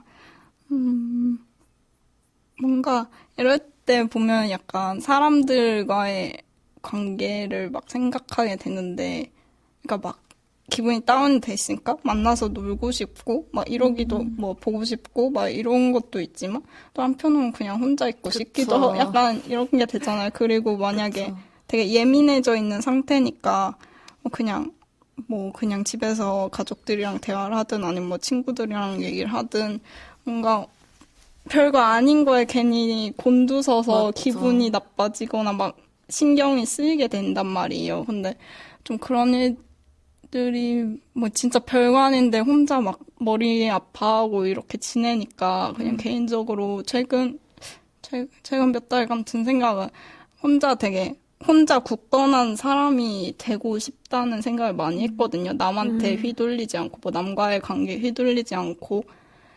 근데 항상 그런 생각을 하고, 뭐 다른 사람과의 관계에서 힘들어 하고 나서도 항상 위로는 다른 사람한테 받는 것 같더라고요.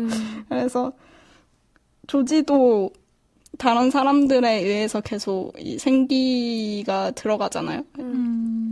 약간 뭐 사람들이 어디 안 좋냐고 물어봐 주기도 하고 아니면 케니처럼 새로운 이렇게 대화를 하면서 생기를 갖기도 하는데 뭔가 그것처럼 계속 다른 사람들한테 위로를 받고 힘을 얻는 것 같은데 그래서 어제 있었던 일인데 바로 어젠데 이거는 어, 그치 며칠 전인가 그냥 막 핸드폰도 막 보기 귀찮고 막 이래가지고 그냥 충전 안 하고 막 핸드폰 꺼지면 그냥 냅두고 막 이러기도 하고 그리고 그냥 연지 단톡방 같은 건 그냥 나갔어요. 뭐 이거를 사람들이 싫어서는 절대 안 해요. 그냥 좀 혼자 있고 싶은 약간 그런 마음으로. 근데 어제 갑자기 별명을 뭐라 불러야 되지? 주디라고 하면 아나요? 아, 네. 네. 알았죠. 주디라는 친구가 있는데, 그 친구가 갑자기 그냥 카톡이 와서, 언니 왜 나갔어? 막 이러면서 돌아와, 이런 식으로 갑자기 카톡을 보냈더라고요. 그래서 좀 놀랐어요. 그냥 나갈 수도 있는 거죠. 사실 되게 자유로운 방이라 사람들이 나갔다 들어왔다 많이 하는데, 그냥 뭔가, 그냥 되게 고맙더라고요. 그래서 그냥 제가, 신기하게 영화를 보기 전인데 그냥 좀 가라앉아 있다 이런 식으로 얘기를 했는데 또 대답이 말을 너무 예쁘게 하더라고요. 대답을 뭐라고 왔냐면 뭐 그렇구나 하면서 그러면 물 밑에서 예쁜 불가사리 주워서 얼른 와. 이런 식으로 얘기를 해주는 거여서 어쩜 이렇게 말도 예쁘게 하지? 그래서 깜짝 놀라가지고 그게 너무 고맙더라고요. 이걸 들을지 모르겠지만 아무튼 고맙다고 그런 답을 보내고 이걸 들을지 모르겠지만 아무튼 엄청 고마웠고 뭐 아무튼 연시 사람들이 특히 그런 거에 뭔가 좀 예민한 것 같아요. 그러니까 그런 다른 사람들의 감정이나 그런 거에 예민한 것 같아요. 뭔가 걱정을 해주는 그런 느낌? 그래서 뭐 어제 주디뿐만 아니라 전에도 뭐 그런 일들이 몇 번 있었고 그럴 때마다 되게 뭐 연시 사람들뿐만 아니라 다른 친구들도 그런 거에서 되게 어쩔 수 없이 나는 사람을 좋아하긴 하는구나 그런 생각을 계속 하게 되는 것 같아요. 그게 힘을 나게 하는 것 같고.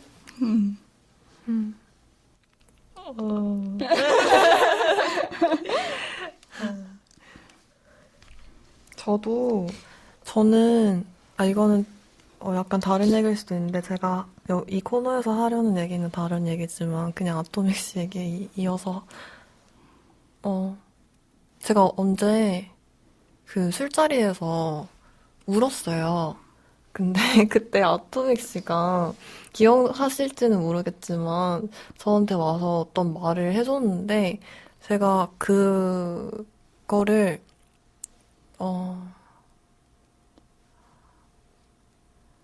그냥 지금도 너무 감사하고 일단 언제 앞에서 얘기지? 말하려니까 되게 부끄럽네요. 언제 얘기지? 기억 못할 수도 있는데 어쨌든 그냥 제가 취해 있진 그때가 않았죠. 취해 있을 수도 있어요. 그런가? 왜냐하면 그때 다 같이 약간 만취한 술자리였거든요. 언제 술자리 말하는 거지? 그래서 뭔가 그냥 불안한데. 네. 감사하다는 말씀을 전하고 싶었어요. 네, 옆에서 들으니까 되게 민망. 그러니까요. 저도 부끄럽네요. 뭔가 근데 그렇습니다. 네. 우리 우정의 박수를. 되게 별거 아닌 걸로 기분이 잘 환기가 되는 것 같아요. 맞아요. 그러니까 어떤 자기가 예상치 못한 포인트에 갑자기 기분이 좋아지기도 하고 맞아요. 그런 것 같아요. 아, 정말 모르는 거니까요. 미래 모르는 것이다. 지수 씨는 어떤 순간이었어요? 저도 색채를 불어넣는 순간들을 생각해 보면, 예전에는 이렇게 막 좀 무기력해지거나 우울해지면 항상 도망치고 싶었어요. 이렇게 그거를 감당할 생각은 별로 없었어요. 그냥 항상 도피처가 어딜까를 계속 고민하면서 도망칠 구석을 찾았는데, 그 도망칠 구석이 돼준 거는 항상 약간 리틀 포레스트 느낌? 해야 되나? 뭔가, 너무 좋죠. 네, 약간 푸른 것을 본다던가, 음, 꽃을 본다던가, 약간, 되게 내가 있는 세상과 떨어져 있는 것들을 보는 것 같아요. 그러면 내가 단숨에 여기서 있었고 되게 골몰했던 생각들이 사라지면서 내가 그곳에 있을 수 있게 되는 것 같아요. 그래서 오늘만 해도 되게 요즘 날씨 되게 안 좋잖아요. 되게 흐려서 기분이 진짜 안 좋았는데 오늘 아침에 딱 나왔는데 막 대기 상태 양호라고 나오고 막 제가 나왔을 때는 하늘이 되게 파랬거든요. 그래가지고 진짜 너무 신나가지고 역시 이런 것들이 내 삶을 먹여 살리지라는 생각을 했어요. 오늘 눈도 내렸어요. 맞아. 그거 눈 못 봤어요. 날리더라. 되게 근데 아까는 또 맑아졌더라고요. 맞아. 그러니까 맑았다가 막 흐렸다가 맑았다가 하는데 약간 그런 것들이 내 삶의 색채를 불어넣는 것 같아요. 날씨와 계절과 초록. 맞아요. 그래서 내 기분에 진짜 대부분은 날씨 탓인 것 같아요. 자연이네요, 지수 씨는. 맞아요. 저는 저는 그냥 처음에 아토믹 씨가 이 주제를 던져줬을 때 딱 떠올랐던 거는 그냥 그게 저한테 다가왔던 의미는 뭔가 단조로운 일상이나 아니면 뭐 무의미한 일상 속에서 찾아오는 그런 보석 같은 순간들도 물론 그렇지만 그냥 지금 이 순간에도 뭔가 분명하게 너무나 선명하게 떠오르는 순간들이 있단 말이에요. 그 이후에 제 삶이나 저를 바꾸기도 했던 지속적으로 그리고 바꾸어 오고 계속 남아있는 어떤 그런 잔상과 울림, 그냥 그대로 살아있는 어떤 순간들? 그거는 어떤 순간에는 제가 이제 언덕을 이렇게 같이 올랐는데 그 사람이 저한테 무슨 이야기를 계속 자기의 어떤 이야기를 하는데 그 언덕의 꼭대기쯤에 올랐을 때 그 사람의 눈을 이렇게 들여다보는데 그때 세상이 열리는 것 같은 게 이런 느낌이구나라는 거를 그때 정말 느꼈던 것 같아요. 정말 말 그대로 세상이 열리는 것 같고 아, 나 이 사람만 있으면 정말 다 괜찮겠구나. 왜냐면 그전까지 저는, 물론 지금도 그렇지만 저 자신에 대한 확신도 없고 두려움도 되게 많았는데, 그때는 정말 그냥 다 괜찮을 것 같은 거예요. 정말 그냥 이 사람이 살아있다는 것만으로도 그냥 나는 다 정말 괜찮을 것 같은 그런 그런 순간이 있었고, 또 어떤 날에는 그냥 도서관에서 이렇게 공부하다가 고개를 들었는데 너무 해맑게 웃으면서 손을 흔들고 있었던 어떤 모습이라던가, 음, 우연히 이렇게 지나치다가 누군가가 내 이름을 불러서 돌아봤는데 그게 당신이었고, 근데 그 순간에 당신이 입고 있는 그 옷이라던가, 나를 부르고 내 옆에서 말을 하고 있는 그 목소리라던가, 그런 게 너무 믿기지 않을 정도로 예쁘고 너무 한없이 따뜻하게 느껴졌던?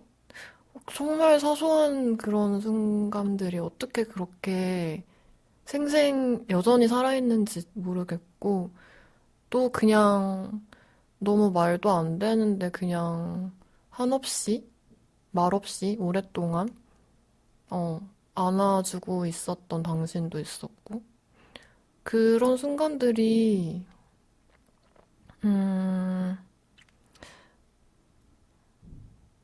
그래서 저는, 음, 누군가를 제가 사랑하고 있다는 거를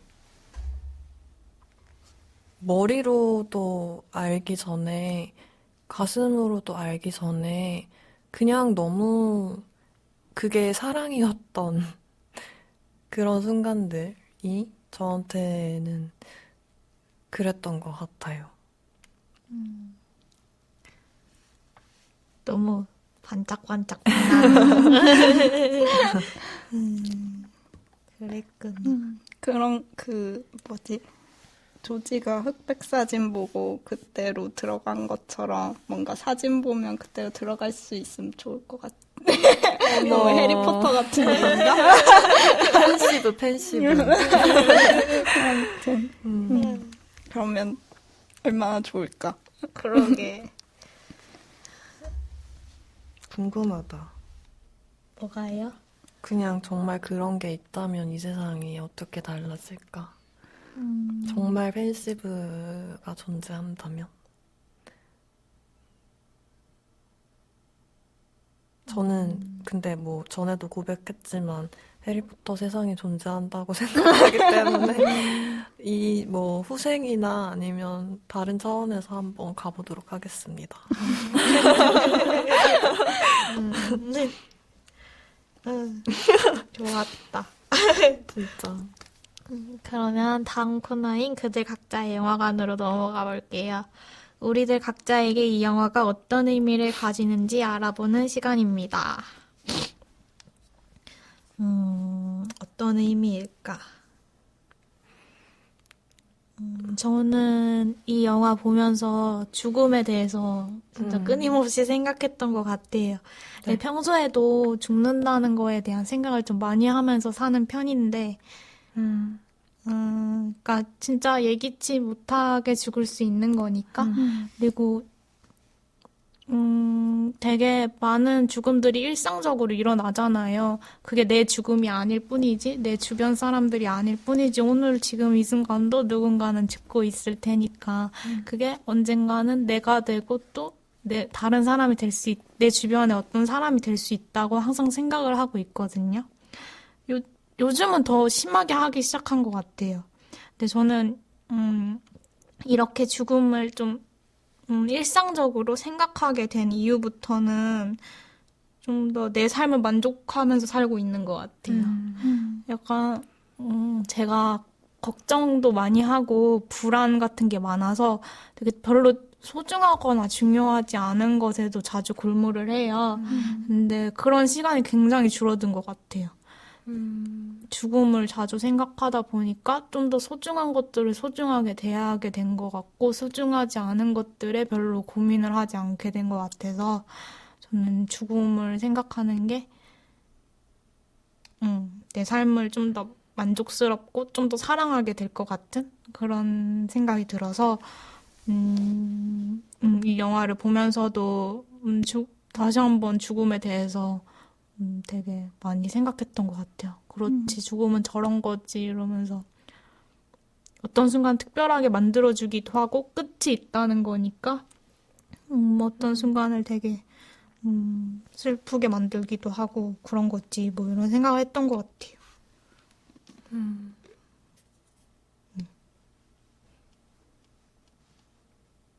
그리고 좀 더 보면은 이 영화가 죽음을 되게 섬세하게 비춰요. 죽음을 결심한 사람의 모습을 그 막 죽음 자살을 기도하는 모습을 그런 식으로 많은 시도가 이루어진다는 거 보통 상상을 할 수가 없었는데 침낭 꺼내고. 맞아, 막 화장실도 가보고 뭐도 해보고 막 그런 고민이 있을 거 아니에요. 그래서 사실 그게 웃으면 안 되는 장면이기도 한데 어쩌면 근데 너무 그러고 있는 조지가 귀여워서 맞아. 그리고 조지는 죽음을 자신이 결정한다는 면에서 어떤 충동적이거나 그런 게 아니라 되게 그래 죽자 하고 이성적으로 네. 생각하고 그걸 되게 그쵸. 착착착착 준비해 그쵸. 나가잖아요. 그래서 뭐 그런 모습 근데 그 이후에 조지의 모습이 좀 더 솔직해 보이고 그날은 좀 더 평소라면 하지 않았을 말들을 건네고 그쵸. 평소라면 눈에 보이지 않았던 것들일 텐데 되게 섬세하게 보고 막 그러잖아요. 그렇게 살고 싶다고 생각했어요. 좀 더 솔직하고 좀 더 많은 걸 살아가면서 살면 좋겠다라고 생각했습니다. 저 말할까요? 네. 아니 뭐 더 말하는 줄 알고. 저는 아까도 말했듯이 예전에 봤을 때는 톰 포드라는 그 디자이너와 그 사람의 그런 브랜드 느낌을 갖고서 그거를 보려고 봤던 거거든요. 그래서 좀 정말 영상미 같은 걸로만 많이 봤던 것 같아요. 내용도 좋기야 했지만 좋아하는 배우들도 많이 나오고 근데 좀 더 영상적인 뭔가 시각적인 걸로만 되게 기억을 많이 했는데 이번에 보면서는 그 캐릭터 하나하나를 많이 보게 된 것 같아요. 캐릭터 하나하나랑 그 이야기도 그렇고 또 음악도 너무 좋더라고요. 그래서 음악도 계속 들으면서 왔는데 아무튼 그 캐릭터 하나하나를 보게 되면서 진짜 버릴 캐릭터가 한 명도 없는 그런 느낌인 것 같아요. 오늘은 우리가 그 줄리안 무어가 연기한 찰리는 그렇게 크게 얘기를 안 했지만 찰리 역도 되게 맞아요. 마음 아픈 맞아. 맞아요. 얘기할 게 사람이고, 많은데 마음 찰리도 아픈 사람이고 맞아요. 그 중간에 나왔던 카를로스라는 그 사람도 그런 그 사람과 하는 이야기도 좋았고 그리고 뭔가 저는 솔직히 제가 뽑은 장면에서 느껴지듯이 케니보다는 짐에 초점을 많이 맞춰서 봤거든요. 근데 저는 약간 그렇게 생각했던 것 같아요. 막 찰리랑 얘기할 때 약간 싸우듯이 얘기할 때 찰리가 좀 짐에 대해서 어떤 대체물처럼 그런 얘기를 하잖아요. 그래서 조지가 엄청나게 화를 냈고 누구의 대체물도 아니라고.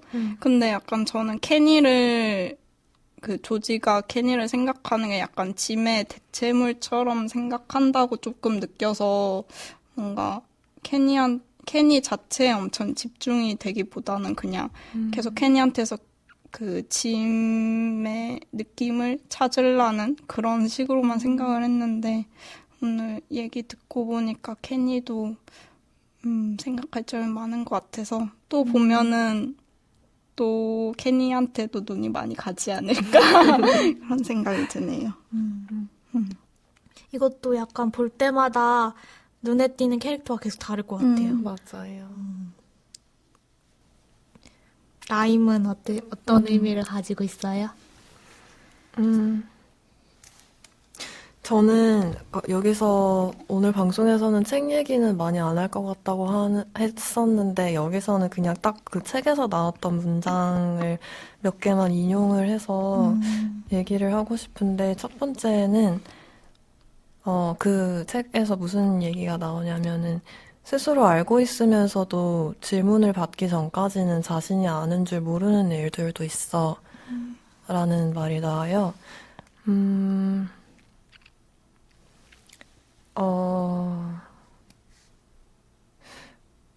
저는, 아토믹씨도 그런 그런 잠겨있는 듯한 그런 감정들에 대해서 말씀을 하셨었는데, 지수 씨도 어떤 그런 거, 뭐지?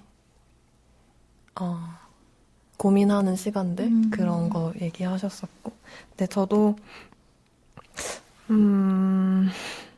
이 영화를 너무 그러니까 이게 정말 완전히 이 영화에 젖어서 볼 수밖에 없었던 게 처음부터 조지가 살았던 그런 세상?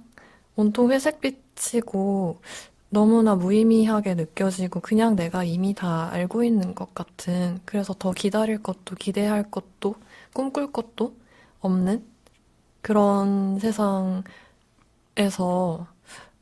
살았던 적이 있었어서 근데 이렇게 지금 살아있으니까 그래서 뭔가 제가 알게 될 줄도 모르는 일들 근데 기다리지 못했는데도 기다릴 수 없었는데도 그럼에도 불구하고 저한테 선물처럼 다가와줬던 어떤 다시 나에게 생이라는 것을 찾아주었던 그런 순간들에 감사와 경외의 마음을 다시 느끼게 되돌아보게 되는 시간이었던 것 같고, 이거를 자만이라는 말로만 표현하기에는 너무 일차원적이기도 하지만 어쨌든, 내가 다 안다고, 다 아니까 그냥 여기서 끝이라고 생각했던 어떤 그런 자만했던 순간들에 대해서 앞으로도 계속 겸손해지고 싶다라는 생각을 했던 것 같고, 사실은 저는 지금도 너무나 많은 것들을 모른다고 생각하지만, 근데 사실은 제가 알고 있다는 거를 이 질문을 삶에서 주어지는 생각하지도 못했던 순간들에 주어지는 그런 질문을 받으면서 내가 이 답을 알고 있었다는 걸 스스로가 알게 되고, 그걸 실제로 내 삶 속에서 이루어 나갈 수 있는 그런 행동할 수 있게 되는, 느낄 수 있게 되는 사람이 되었으면 좋겠다는 생각을 했던 것 같고, 그리고 이런 비슷한 결의 이야기가 앞선 얘기에서도 나왔었지만, 이 책에서 또 어떤 얘기가 나오냐면, 그래, 나는 미쳤어. 그게 나의 비밀이고, 나의 힘이지. 라는 말이 나와요.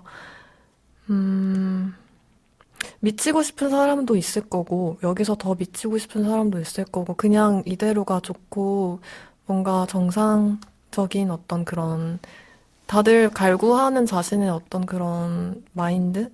살고 싶어 하는 삶의 자세는 사람들마다 다 다르겠지만, 그게 어떤 삶의 태도든지 간에, 내가 가지고 있는 어떤 나의 그런 마음과 나의 비밀과 나 자신도 모르는 어떤 그런 힘들을 더 가감 없이, 두려움 없이 드러내고 공유하게 될 세상을 그런 사람이 되고 싶다고 생각했던 것 같아요. 네.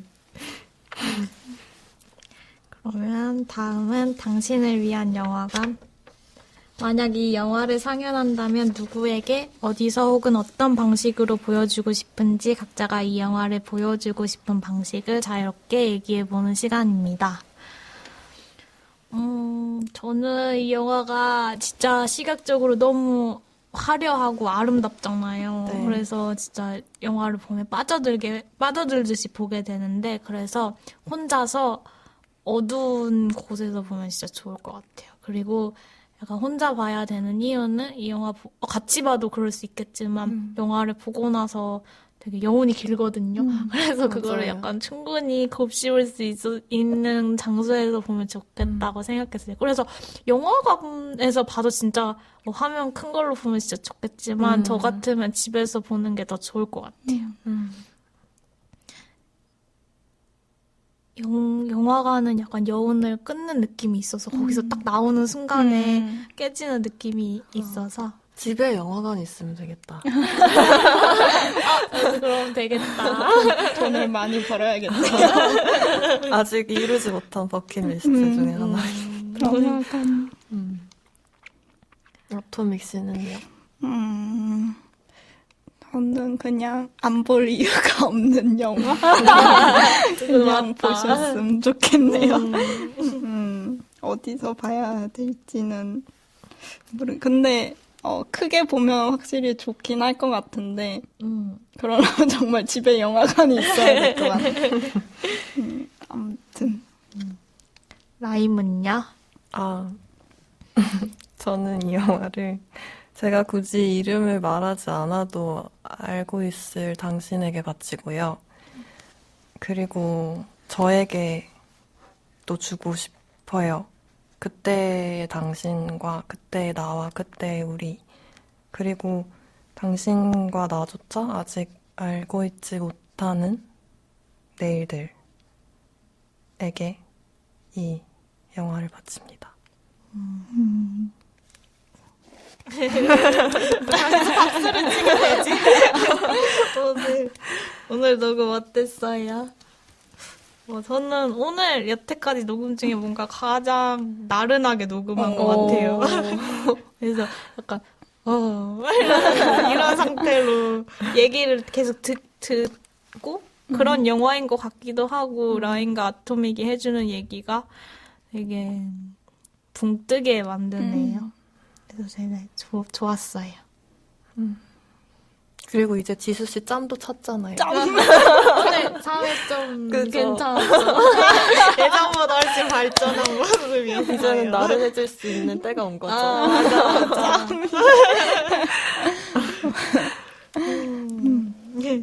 아토믹은 어땠어요? 저도 좋았고 되게 오랜만에 이 영화를 봤거든요. 거의 한 몇 년 전에 이 영화 처음 보고 계속 뭔가 다시 봐야지 했는데 안 보다가 거의 한 4, 5년 만에 본 것 같은데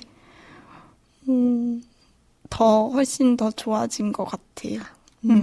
훨씬 더 좋아지고 장면 하나하나 대사 하나하나 너무 막 박히는 마음에 팍팍 박히는 그런 영화였고 오늘 대화도 그랬고 대화하고 나서 훨씬 좋아진 것 같아요, 영화가. 라임은, 이 영화를 좋아하는 라임은 오늘 녹음이 어땠어요? 사실 그 한 달 전에 마지막으로 했던 녹음 때가 뭔가 제일 힘들었던? 그냥 왠지 모르게 그냥 되게 무겁게 남는 그런 시간이었었는데 뭐 한 달간 이런저런 감정이 조금씩은 그래도 변하겠죠? 저는 제가 안 변했다고 뭐 안 변한 것도 있겠지만은 근데 되게 진짜 되게 조금씩은 변하더라고요. 그래서 나 이 얘기 왜 했지? 그래서 결론은 오늘의 방송이 되게 좋았다는 얘기였어요. 그럼 클로징 멘트 가볼까요? 네. 감사합니다. 함께 해주신 분들도 감사하고, 들어주실 분들도 감사하고, 그러면은 이제 마치면서 인사드릴게요. 상영이 끝났으니 계단 조심하셔서 천천히 나가주시기 바랍니다. 다음 영화는 그녀예요. 기대해주세요. 안녕. 안녕.